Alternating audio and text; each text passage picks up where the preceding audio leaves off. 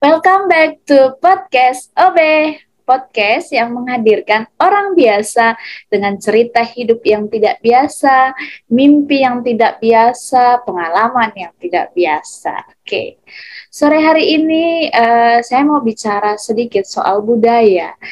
Saya bangga banget menjadi warga Indonesia, yang dimana Indonesia ini memiliki beragam banget budayanya gitu lah ya. Dan saya salut banget sama pemerintahan, terkhusus kepala negara kita ya, Bapak Presiden, yang selalu tetap melestarikan budaya ini dengan memakai pakaian adat di berbagai event-event penting di negara ini gitu ya. Dan kita bisa lihat tuh 17-an tuh Bapak Jokowi selalu rolling tuh daerah-daerah pakai adat ininya, pakai pakaian adat daerah ini gitu-gitu ya.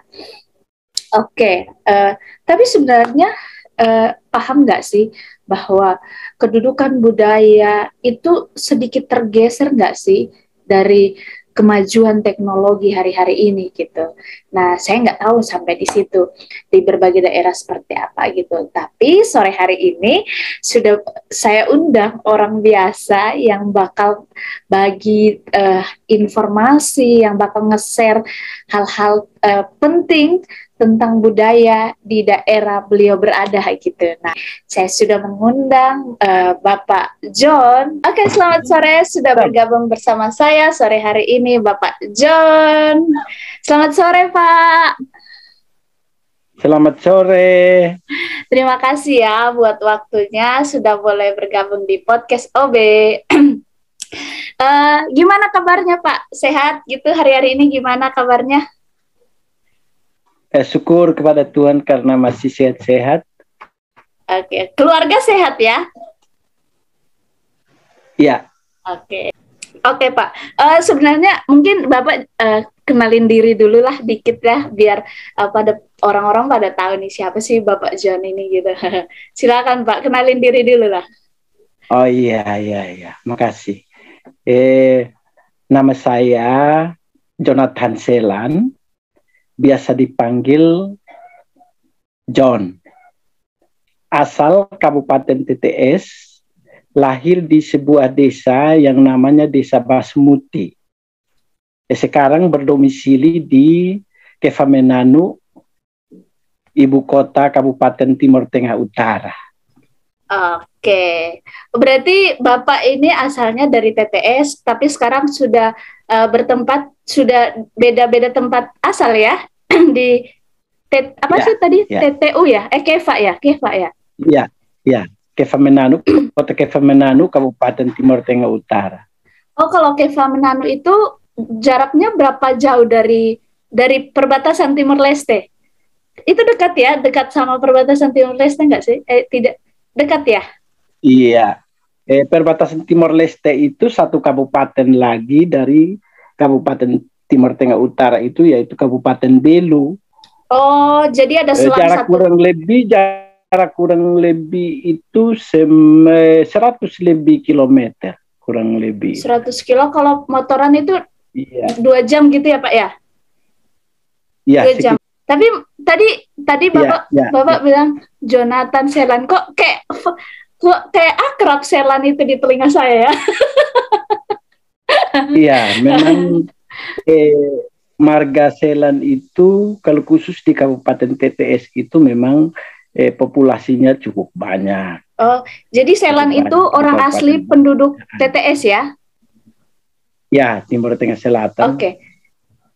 Ini Pak, saya punya salah satu gambar. Kalau Bapak tadi bilang dari TTS ya, ini saya punya satu gambar yang rasanya masyarakat Indonesia udah pada tahu nih. Nah, ini di upacara berapa tahun yang kemarin presiden kita sempat pakai adat ini. Nah, ini benar dari TTS tempat asal Bapak tadi itu ya? Ini pakaian adat asli ya? Pakaian adat asli dari TTS ya? Ya, itu sedikit menjelaskan pakaian adat, motif yang dipakai oleh Bapak Presiden pada saat upacara beberapa tahun yang lalu itu motif TTS, khususnya dari Kampung Nunkolo. Kampung Nunkolo itu di Kecamatan Amanatun, Amanatun Utara, Kabupaten Timur Tengah Selatan. Itu Kampung Nunkolo itu asal usul kampung tua dari suku Selan di Kabupaten Timur Tengah Selatan. Molo itu bagian dari TTS. Nah, pakaian adat Molo ini yang dipakai sama Bapak Jokowi ini ya? Bukan Molo, bukan Molo, bukan Molo. Apa itu, Nunkolo. Oh, sorry. Nunkolo. Nunkolo ya. Nama kampung itu Nunkolo. Berarti untuk TTS sendiri banyak banget jenis-jenis pakaian adatnya ya. Maksudnya ini salah satu yang ada di TTS ya. Dari Nunkolo ya. Oke. Iya. Oke, Pak. Salah satu motif dari itu ya. Ini saya coba sedikit nanya aja lah supaya agak sedikit tahu nih. Yang dipakai di kepala Pak Presiden ini apa dan melambangkan apa gitu? Yang di kepala bagian kepalanya. Iya. Itu kalau dengan bahasa Indonesia destar, kalau bahasa Dawan khusus di Kabupaten Timur Tengah Selatan itu bilang pilu. Oh, pilu. Kalau bahasa pilu itu ada beberapa macam. Pilu itu ada beberapa macam. Kurang lebih ada 3 macam. Khusus untuk raja atau pembesar itu berbeda, dia hanya 2 tanduk ke atas. Oke, 2 tanduk ke atas kalau raja. Cara melipatnya berbeda. Oke. Kalau khusus untuk rakyat biasa itu ada 3 tanduk ke atas. Kalau ini sih untuk raja. Kalau Bapak Jokowi ini dilihat berapa tanduk ini, Pak? 1 tanduk atau 2 tanduk ini yang dipakai sama Bapak Presiden? 2 tanduk, tapi satunya agak sedikit terlipat ke bawah karena tidak di ini. Kalau 2 tanduk itu. 2 ini biasa dipakai sama golongan-golongan apa nih, Pak? Raja juga. Golongan-golongan bangsawan atau pembesar, pejabat. Oke. Berarti destar atau pilu ini yang dipakai 2 tanduk ini melambangkan Pilu ya. Orang-orang pejabat yang menggunakan ini ya, benar ya, Pak ya? Iya. Nah, oke, lanjut. Mungkin nggak semua nanti saya tanya. Tapi yang itu, yang selempang di bahu itu apa namanya, Pak? Dan itu ngelambangin apa sih? Yang ini nih, Pak. Itu selempang yang di bahu itu melambangkan kebesaran. Kebesaran ya, itu selempang. Melambangkan kewibawaan seseorang yang memakainya. Oke. Itu kebesaran. Ya. Itu kebesaran. Itu ini salah satu ini kayaknya ketutup sama tangan, tapi sebenarnya kayak ada tas kecil nggak sih? Iya ya. Ada tas kecil ya, tas gitu yang dipakai juga, benar nggak? Nah, itu tas itu fungsinya untuk apa, Pak? Kalau dipakai sama kayak itu namanya itu sebenarnya saku sirip pinang. Biasa bahasa Dawanya disebut alu. Oke. Itu dibuat dari muti dan kemudian dihiasi dengan perak, uang perak. Isinya itu sirip pinang. Oke. Sirip pinang itu dengan tujuan untuk saling menghargai, saling memberi sesuai dengan adat istiadat yang terjadi yang ini secara turun-temurun di Kabupaten Timur Tengah Selatan. Jadi bertemu awalnya harus makan sirip pinang baru dilanjutkan dengan acara-acara yang lain. Nah, ini keren nih. Jadi kalau satu pertemuan, kalau ada orang yang bertamu atau ketemu, harus disuguhkan sirip pinang ini ya, Pak ya? Benar ya? Iya, harus disuguhkan sirip pinang. Berarti semua masyarakat di sana harus bisa mengkonsumsi sirip pinang ini ya? Ya, kurang lebih seperti itu. Oke. Jadi sebenarnya sirip pinang ini sehingga banyak orang banyak orang dari Kabupaten Timur Tengah Selatan dan bahkan di NTT walaupun sudah membaur di kota-kota besar, tetapi sirip pinang itu tidak pernah ditiadakan. Oke ya. Jadi kayak itu udah mendarah daging. Jadi dimanapun dia berada, dia tetap pegang budaya itu. Oke. Menurut saya ini pakaian adatnya keren ya, maksudnya cerahnya, merahnya menunjukkan keberanian gitu ya. Ini berarti ini dari TTS Nunkolo salah satu daerah di TTS gitu ya. Oke. Mungkin ini itu sedikit yang ini ya, tapi kalau bicara soal budaya nih Pak ya, adat istiadat hari-hari ini kita tuh melihat kayak perkembangan modern itu berkembang secara pesat gitulah ya. Nah, menurut pantauan Bapak nih sendiri ya, menurut pantauan Bapak, gimana kedudukan adat istiadat di daerah Bapak sekarang ini? Beda nggak sama zaman-zaman Bapak masih muda gitu-gitu? Kan kayak masih, atau malah terjadi pergeseran dengan adanya kemajuan dunia yang semakin modern ini sekarang? Gimana Pak? Menurut pantauan Bapak nih? Oh iya, ya. Itu yang merupakan sedikit persoalan dalam perkembangan adat istiadat umumnya di Provinsi Nusa Tenggara Timur, lebih khusus di Kabupaten Timur Tengah Selatan. Adat istiadat ini kan bermacam-macam adat istiadat. Adat istiadat perkawinan, adat istiadat penjemputan pejabat. Memang terjadi pergeseran. Terlebih generasi-generasi sekarang. Mungkin karena dengan pengaruh ilmu pengetahuan dan kemajuan teknologi, menjadi satu penyebab untuk generasi sekarang ini tidak begitu menghargai adat istiadat. Dan bahkan ada yang tidak tahu. Nah, sebab akibatnya adalah pengaruh-pengaruh dari luar, dan bahkan generasi sekarang sepertinya tidak menganggap itu penting. Oke, jadi menganggap adat istiadat itu tidak begitu penting. Dan banyak anak-anak banyak generasi sekarang yang apabila kalau kita berbicara soal adat istiadat, mereka bilang itu kuno. Oke, kuno dulu. Ya. Bilang itu kuno. Padahal sebenarnya adat istiadat itu merupakan satu motivasi didikan untuk seseorang itu bisa mengintrospeksi diri dan memperbaiki diri ke depan. Iya, sebenarnya sangat disayangkan. Bagaimana menentukan sikap untuk kehidupan itu. Oke, sebenarnya Pak sangat disayangkan kalau misalnya anak muda itu sampai kayak mengabaikan ya, istilahnya sampai kayak kesannya mengabaikan nilai-nilai adat istiadat ini, karena mungkin mungkin salah satu ya yang tadi Bapak bilang bahwa Sirip Pinang itu menjadi satu identik budaya di sana, tapi mungkin kita bisa lihat mungkin ada beberapa yang sudah tidak terbiasa, bahkan tidak ingin mengkonsumsi lagi gitu ya. Atau yang tadi Bapak bilang, mereka banyak tidak tahu tentang nilai-nilai budaya di sana gitu ya.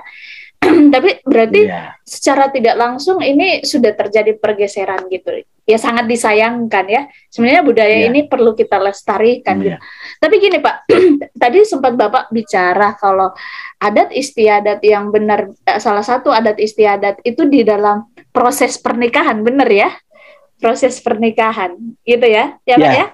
Nah, gimana gimana ini pertanyaan saya nih untuk daerah sendiri, daerah TTS yang asal Bapak ini, gimana budaya pernikahan di sana gitu? Apa sama kayak tempat lain yang kalau menikah harus pakai mahar atau beli istilahnya mas kawin yang besar-besar, atau gimana Pak kalau pernikahan di tempat Bapak budayanya?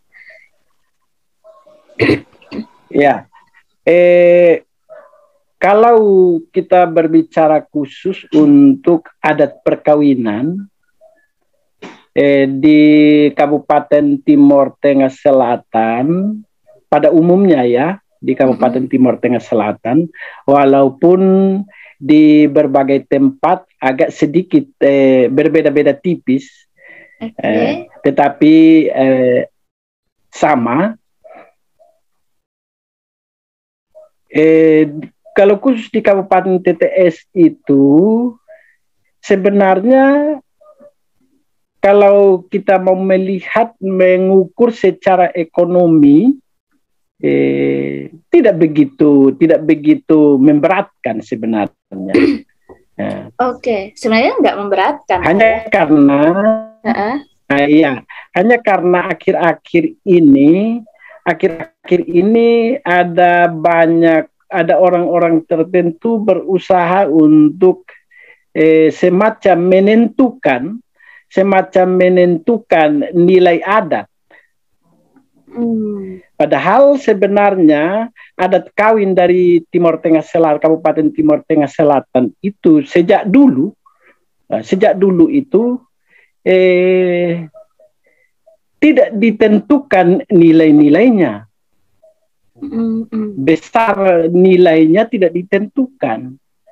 Tetapi sudah menjadi satu kebiasaan yang diketahui oleh pihak keluarga laki-laki apa yang mereka harus lakukan. Sehingga ada beberapa kejadian yang akhir-akhir ini karena terjadi pembauran terlebih di kota yang akhirnya pernikahan adat itu tidak dilakukan sesuai dengan apa yang harus dipertahankan secara turun-temurun. Oke, jadi sebenarnya kalau nilai-nilai adatnya memang ya. Jadi nilai-nilai adatnya kalau halo? Iya, lanjut bagaimana? Pak, lanjut dulu. Kalau dilihat secara kasat mata, orang belum mempelajari secara detail dan sebenarnya, orang agak sedikit minder dan mau dikatakan agak sedikit takut kalau melihat adat-adat perkawinan dari Kabupaten TTS ini. Karena sebenarnya begitu kalau dilihat itu sepertinya terlalu banyak jenis yang harus diselesaikan. Jadi jenis-jenis itu yang seakan-akan menakutkan ya? Ya, tahapan adat kawin itu sepertinya terlalu banyak yang akhirnya membuat orang agak sedikit merasa minder. Oke. Sebenarnya itulah. Tapi gini Pak, maksud saya kalau Bapak tadi bilang sebenarnya tidak seribet itu, tapi orang-orang yang tadi pertama orang-orang akhirnya mungkin punya inisiatif sendiri untuk menentukan yang tadi yang Bapak bilang menentukan nominalnya mungkin lah ya di dalam prosesi ini gitu kan ya. Tapi maksud saya sebenarnya yang tadi Bapak bilang tidak seribet itu gitu loh. Yang sebenarnya itu seperti apa Pak? Mungkin Bapak bisa sampaikan supaya orang-orang bisa punya pandang nggak seribet itu kok adat-adat pernikahan itu gitu. Gimana Pak sebenarnya yang ada? Itu yang tadi saya katakan. Kalau dilihat secara kasat mata, orang agak sedikit merasa berat, berasa keberatan bahkan akhir-akhir ini, karena adat perkawinan itu harus dibuktikan dengan yang sampai sekarang barang itu dicari agak susah, yaitu uang perak. Uang perak yang Wilhelmina. Nah, itu perak-perak yang asli itu sampai sekarang carinya agak susah. Tapi itu mau tidak mau harus ada. Harus karena harus itu ada selain uang rupiah, uang perak itu harus ada. Kemudian tahapan-tahap. Uang perak itu salah satu ikon juga yang wajib seserahan gitu ya. Itu isi tempat siri adat itu harus ada uang perak itu. Oke, tapi kan uang perak itu kalau mau dibicara sudah kayak mulai punah nggak sih? Maksudnya susah ditemukan hari-hari ini kan? Iya, kalau asli memang agak sulit untuk ditemukan. Terus gini Pak. Tiruan sekarang memang banyak beredar, tapi kalau asli agak sulit untuk ditemukan. Jadi maksud saya kan yang menikah setiap tahun itu banyak gitu lah ya. Gimana? Maksudnya kalau satu kasus, kalau dia tidak menemukan uang perak itu bisa tidak digantikan dengan hal lain atau harus ada benda itu? Mungkin juga pernah terjadi bahwa kalau ada kesulitan untuk menemukan uang perak yang asli, biasanya kan melalui kompromi tua-tua, kompromi sesepuh-sesepuh adat itu untuk digantikan dengan uang rupiah, mungkin disesuaikan nilainya dengan uang perak itu. Karena memang kalau kesulitan, tidak mungkin karena kesulitan uang perak untuk memenuhi syarat adat itu, terus perkawinan adat dibatalkan. Ya, betul. Berarti masih ada toleransi ya dengan nilai-nilai yang ada, ya, masih ada toleransi. Ini memang akhir-akhir ini ada toleransi. Oke.